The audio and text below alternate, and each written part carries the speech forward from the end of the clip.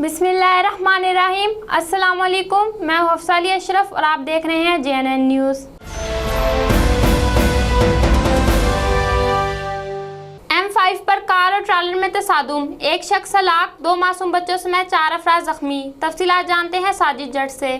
सी pack road पर जहर पीर के करीब तेज रफ्तार कार ट्राली के पीछे जा टकराई, जिसके नतीजे में कार सवार फैमिली का सरबराह मौके पर जाँ भाग हो गया, जबकि 2 बच्चों समेत एक खातून शदीद जख्मी हो गई। कार सवार फैमिली सक्कर से मुल्तान जा रही थी। हादसा ड्राइवर को नींद आने के बाइस पेश आया। हादसे में जख्मियों को रेस्क्यू टीमों ने जहर पीर हॉस्पिटल मुंतकिल किया, जहाँ से हालत तशवीशनाक होने पर इन्हें शेख ज़ैद हॉस्पिटल रहीमर खान मुंतकिल कर दिया गया।